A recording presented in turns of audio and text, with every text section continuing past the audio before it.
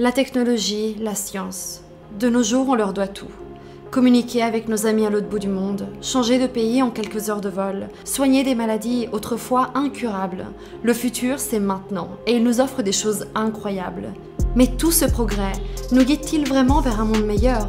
Ou allons-nous perdre pied, aveuglés par l'idée que l'être humain est tout-puissant et éternel? Bienvenue dans ce nouvel épisode de Qui est?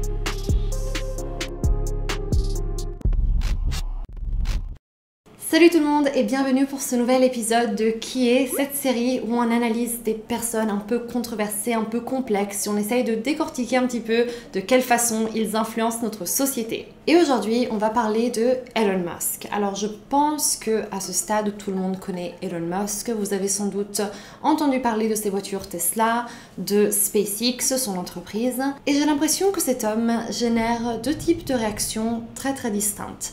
Soit on l'adore, on trouve que c'est un visionnaire qui va changer le monde, soit on s'en méfie et on a l'impression que ses inventions vont peut-être un peu trop loin. But you're trying to do good things and you're a billionaire. I mean, yeah. That seems a little bit like either superhero or supervillain. You have to choose one. You're trying to do useful things. I mean, yeah. When you had that third failure in a row, did you think, I need to pack this in? Never. I don't ever give up. Elon Musk est l'un des hommes les plus riches et les plus puissants au monde, puisque actuellement il fait la bataille avec Jeff Bezos pour avoir cette première place de l'homme le plus riche. Donc voilà, il est très puissant, très influent. Mais parlons un petit peu de son parcours et de comment il est arrivé jusque-là. Elon Musk est né en 1971 à Pretoria en Afrique du Sud et c'est le fils de Errol Musk, un ingénieur, et Maya Musk, une nutritionniste mannequin canadienne. Elon va parler très ouvertement de son enfance et dire que ce n'était pas une enfance heureuse. Il parle de l'éducation très rigide de son père et du fait qu'il était très souvent harcelé à l'école de façon très violente, ce qui lui a même valu un séjour à l'hôpital. Elon va se démarquer très vite des autres enfants de son âge et à seulement 3 ans, sa mère va dire qu'elle avait déjà remarqué que ça allait être un petit génie. En grandissant, il s'intéressait énormément à la lecture et lisait jusqu'à 2 livres par jour. Et à seulement 12 ans, il a commencé à programmer des logiciels dans le but de les revendre. Mais ce qui est incroyable, c'est qu'il raconte qu'il n'avait pas vraiment de grands projets. Ce n'était pas un adolescent très ambitieux. Il aimait juste les ordinateurs et les jeux vidéo et il se disait qu'en vendant des logiciels, cela lui aurait permis d'acheter des meilleurs ordinateurs et plus de jeux vidéo. Avec l'avancée du temps, Elon comprend qu'il a une véritable passion pour les nouvelles technologies et il va alors à la poursuite du rêve américain, d'abord au Canada où il va fréquenter des universités très prestigieuses et puis aux États-Unis, là aussi il va fréquenter de très bonnes universités. Il va même commencer un doctorat à Stanford, que vous savez c'est une des universités les meilleures au monde. Et figurez-vous qu'il va quitter Stanford seulement 3 jours après avoir commencé ses études, tout simplement parce qu'il comprend que c'est l'ère du boom d'Internet et il préfère arrêter ses études pour se focaliser et s'insérer dans ce nouveau marché. Il va alors fonder sa toute première entreprise, Zip2 Corporation, et à partir de là, c'est une montée constante vers le succès pour Elon Musk avec la création de PayPal, SpaceX, Tesla, The Boring Business, SolarCity, l'Hyperloop et Neuralink. Et maintenant que vous avez compris un peu mieux comment Elon Musk en est arrivé là, on va maintenant parler de ses business, ses créations et essayer de comprendre si parfois il va un petit peu trop loin.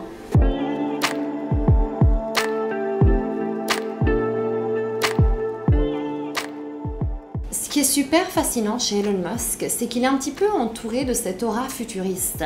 Lorsqu'il parle, il nous fait comprendre que ses inventions ne sont pas que pour l'argent, il a envie de faire avancer l'humanité. Tesla est une voiture électrique et on sait aujourd'hui à quel point il est conseillé de changer et d'adopter l'électrique. SpaceX est une entreprise pour la conquête spatiale, pour coloniser Mars. Et franchement, c'est des idées ultra avant-gardistes, super intrigantes. Et le fait, c'est que Elon Musk ne fait pas que parler, il se donne les moyens pour réaliser ses objectifs complètement fous. Parlons de Tesla. Si je vous demande quel rôle Elon Musk a joué dans la création de Tesla, beaucoup d'entre vous vont dire Elon Musk est le créateur, il a fondé Tesla. Et c'est faux. Beaucoup l'ignorent, mais les vrais fondateurs de Tesla sont deux hommes nommés Martin Eberhard et Mark Tarpenning. Ils ont lancé l'entreprise en 2003 et Elon Musk est en réalité le 4e CEO à la tête de Tesla. Donc il y a 3 CEO avant Elon. Il est vrai qu'on doit à Elon Musk en grande partie le succès de la marque, mais il n'est pas le fondateur. Et dans une interview, les deux fondateurs, Martin et Mark, vont justement parler de leur relation avec Musk et de comment l'entreprise a été créée. SpaceX is amazing, and he's done some interesting things with Tesla for sure. I'm not sure why he has to also say that he was a founder when he wasn't. I don't understand that. Oh, yeah, whatever. Donc c'est une histoire assez différente de celle qui nous avait été présentée et beaucoup ont remarqué que Elon Musk ne mentionne jamais les noms de Mark et Martin lorsqu'il parle de Tesla, ce qui n'est pas très cool. S'il y a bien un aspect insoupçonné sur lequel on peut dire que Elon Musk est un vrai génie, c'est la communication et le marketing. Aujourd'hui, quand on parle de voitures électriques, Tesla est la première voiture qui vient à l'esprit. Pourtant, il existe des centaines d'alternatives différentes. Mustang électrique, par exemple, comparable à Tesla en termes de prix et de performance. Mais aussi Jaguar avec la Jaguar I-Pace, ou même Porsche qui a désormais son modèle électrique. Et c'est vrai, je ne suis pas le public, je ne m'intéresse pas particulièrement aux voitures de luxe. Mais ça ne fait que renforcer l'argument. Même si je m'y connais pas en voiture, je connais Tesla. Elon Musk a réussi à sortir de sa niche et a fait de son produit de luxe un produit grand public. Et ça, c'est vraiment du génie.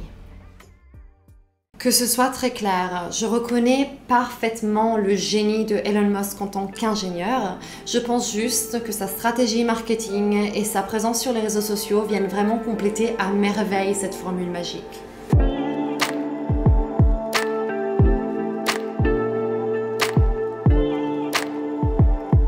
Parlons maintenant de SpaceX, un autre des business de Elon Musk. Et SpaceX est fondé en 2002 et se focalise sur la conquête spatiale. L'idée étant de rendre le voyage spatial plus économique, plus abordable à tous en quelque sorte, et coloniser Mars. L'objectif c'est Mars. Alors si on veut rendre tout ça possible, il faut déjà réduire les coûts du voyage spatial et donc Musk va s'entourer des meilleurs ingénieurs et va lancer SpaceX avec un financement initial de 100 millions de dollars.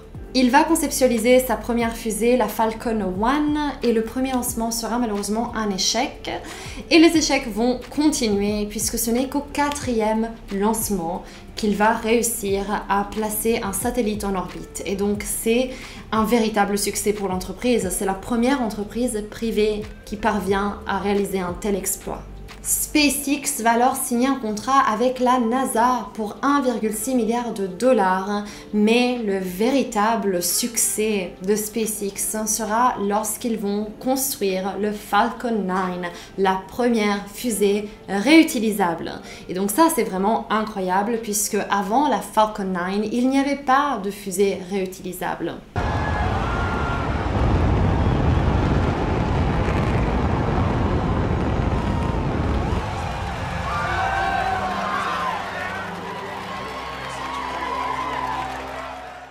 Cette fusée réutilisable est une véritable révolution dans le monde du voyage spatial, puisqu'en fait on est juste en train de réduire les coûts d'une façon tellement considérable. Cela évite de devoir construire une fusée de lancement à chaque expédition, donc c'est quand même remarquable. La seule chose que je me demande, c'est pourquoi la même entreprise qui nous a donné Falcon 9 nous fait ça.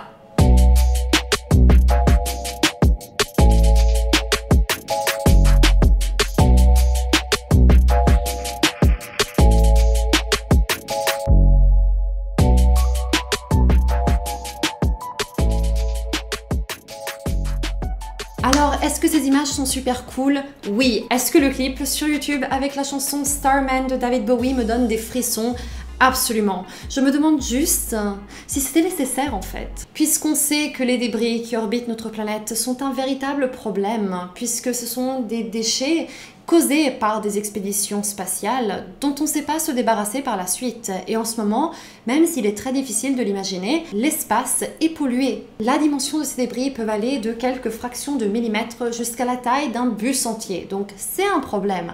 Alors pourquoi délibérément envoyer une voiture pour orbiter la Terre? Est-ce que c'était nécessaire? Mais d'un point de vue marketing, on ne peut pas dire que ce n'est pas du génie. Elon Musk a su fusionner ces deux entreprises, l'automobile, la quête spatiale. Ça donne une voiture qui orbite autour de la Terre.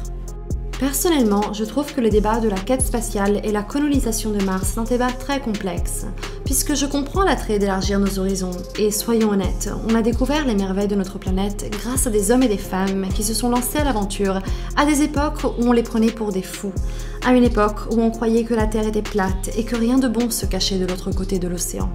Mais c'est grâce à ceux qui ont osé défier les limites du possible qu'aujourd'hui on a une idée aussi claire et précise des territoires qui composent notre planète. Alors, est-ce que la quête spatiale n'est rien d'autre que notre nouvelle quête du nouveau monde ? D'un autre côté, on sait aussi que notre planète va mal et qu'on risque sérieusement de la perdre si on ne se mobilise pas tous pour en prendre soin le plus possible. Alors, est-ce que ce ne serait plutôt pas la peine de mobiliser toutes ces ressources, tout cet argent pour soigner notre planète avant de se focaliser vers la conquête de nouveaux horizons? Selon moi, c'est un débat très complexe, donc j'attends tous vos avis dans les commentaires. Cette vidéo est déjà assez dense et intense. Je ne vais pas m'attarder sur tous les business de Elon Musk. Je pourrais par exemple vous parler de PayPal, le pionnier dans les paiements en ligne et encore utilisé aujourd'hui dans toutes les plateformes. L'Hyperloop, le train du futur qui va permettre de faire entre autres Paris-Moscou en 25 minutes. Starlink, un réseau de satellites envoyés dans l'espace dont le but est de fournir Internet sur toute la planète. Imaginez avoir Internet en plein milieu de l'océan Pacifique ou perdu dans l'Amazonie. C'est totalement fou et ce n'est qu'une infime partie des projets de Elon Musk. Mais on va s'arrêter là. Et maintenant, j'aimerais regarder un petit peu dans l'avenir et voir quels sont ses futurs projets. Et je vous préviens, ça devient un petit peu effrayant.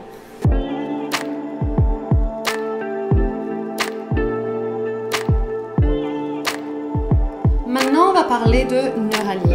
Et c'est là que je commence à avoir des sueurs froides. Ce truc me met profondément mal à l'aise. Alors peut-être que je me trompe, j'attends de voir ce que vous en pensez. Mais je tiens à dire que c'est quand même ce point, Neuralink, qui m'a inspirée pour faire cette vidéo, puisque c'est quand même quelque chose que je trouve dingue.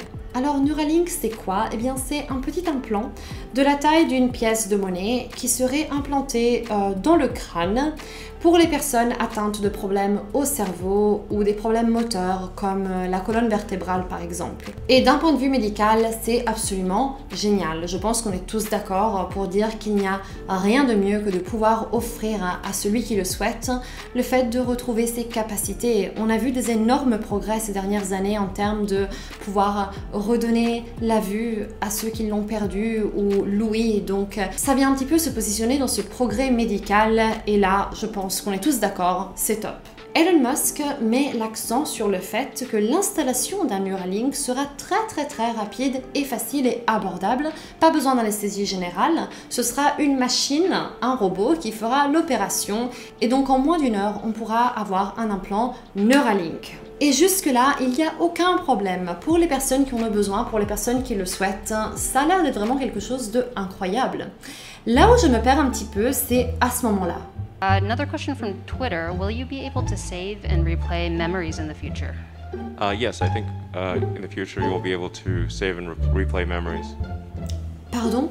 Conserver et revisionner ses souvenirs. Mais là, on n'est plus du tout sur l'objectif de base en fait. Tu te souviens, Elon, redonner leur capacité motrice aux gens qui en ont besoin? I mean, this is obviously sounding increasingly like a Black Mirror episode. Oui, en effet, on dirait vraiment un épisode de Black Mirror.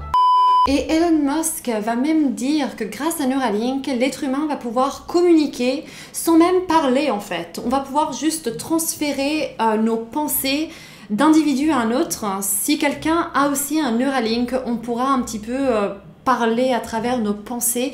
Et il dit que grâce à ça, si tout le monde a un Neuralink, eh bien le langage n'existera même plus. On n'aura même plus besoin de parler nos différentes langues puisqu'il y aura un petit peu ce langage universel. Alors, vous l'aurez compris, beaucoup pensent que même si l'idée de base est de faire avancer le monde de la médecine, le réel objectif de Neuralink est beaucoup plus large que ça. Faire fusionner humains et machines. On a compris que l'installation d'un Neuralink sera très facile et rapide, ce qui donne un petit peu l'impression que ce ne sera peut-être pas que réservé aux gens qui en ont réellement besoin, mais même aux gens qui ont tout simplement envie d'avoir un Neuralink. Dans une interview, Elon Musk va dire que l'être humain va sans doute être dépassé par les intelligences artificielles et qu'un Neuralink permettrait de garder le pas. Il dit aussi qu'on est déjà un petit peu des cyborgs d'une certaine façon puisqu'on a toujours nos portables avec nous, on est tout le temps connecté à la technologie. Donc, est-ce que le fait d'incorporer la technologie à l'intérieur de nous n'est tout simplement pas la suite logique ? Alors personnellement cette idée me terrifie et le Neuralink ce sera sans moi, mais dites-moi ce que vous en pensez puisque c'est ce point spécifique, le Neuralink, qui a un petit peu inspiré cette vidéo et qui m'a le plus choquée. J'en profite pour vous poser la question d'aujourd'hui. Imaginez que dans 10 ans, cette technologie soit perfectionnée et qu'elle pouvait faire de vous un être humain super performant. Est-ce que vous seriez prêt à vous faire installer un Neuralink ? Je suis très curieuse de savoir ce que vous allez me dire, donc allez voter dans l'espace communauté. Et puis, très récemment, Elon nous a montré son tout dernier projet, le Tesla Bot. C'est quoi le Tesla Bot? C'est ça. Oui, évidemment qu'il allait nous faire son robot humanoïde. Ce robot fait 1m70 et personnellement je ne comprends pas qui aurait envie d'avoir ça chez soi. Ce truc me fout les jetons et je me demande juste qui serait prêt à avoir ce truc à la maison. La réticence des humains envers les robots humanoïdes est un phénomène tellement fréquent que les chercheurs ont voulu l'étudier et lui ont même donné un nom, le Uncanny Valley. Le Uncanny Valley peut se définir par cette sensation de malaise qu'on le ressent lorsqu'on est confronté à un robot humanoïde dont l'apparence ressemble très fortement celle d'un humain. C'est ce feeling de « il y a quelque chose qui cloche », comme s'il s'agissait d'un instinct naturel qui nous met en alerte et nous dit de nous méfier. Ce phénomène est assez paradoxal puisque nous sommes déjà entourés de robots au quotidien. La caisse automatique est un robot, la machine à laver est un robot, mais lorsque ces machines prennent une apparence humaine, on les perçoit plus de la même façon. Ce qui est intéressant, c'est que cette réaction ne se déclenche pas si le robot humanoïde garde une apparence de machine. Ce n'est que lorsqu'il essaye d'imiter la forme humaine qu'il provoque cette sensation de malaise. Je n'ai aucun doute sur le fait que Elon Musk est parfaitement au courant de ça, mais je pense qu'il aime tellement chambouler les codes que, évidemment, il allait nous faire un robot. Et je trouve que le Tesla Bot se positionne un petit peu à la limite pour ne pas tomber dans le Uncanny Valley parce que il a cette apparence humanoïde, mais il n'a pas de visage. Donc peut-être que cela lui donne une chance d'être accepté un petit peu plus facilement par la société. Dites-moi ce que vous en pensez. Les amis, je dois vous avouer que je suis tout aussi mitigée que je ne l'étais au début en fait. Je n'arrive pas à me décider. Je comprends la valeur de cet homme en termes de génie, d'invention, d'ingénieur. Il est incroyable. Mais certains aspects me font peur. Est-ce que c'est une simple peur de l'inconnu? Est-ce que... Je sais pas. Certaines choses, je n'arrive pas à les assimiler. Je tiens à préciser que cette vidéo a été un peu un challenge pour moi puisque je ne maîtrise pas tous les sujets. Elon Musk, c'est un homme dont la vie est très riche, très complexe. Donc bien évidemment, je n'ai pas pu tout vous expliquer dans les moindres détails. J'ai juste un petit peu pris les arguments qui m'intéressaient le plus pour pouvoir les partager avec vous. Et j'espère que cette vidéo vous aura plu. N'hésitez pas à débattre tout ça dans les commentaires, voter dans le sondage, vous abonner, tout ça. En tout cas, c'est tout pour aujourd'hui les amis. Et je vous dis à très bientôt. Ciao!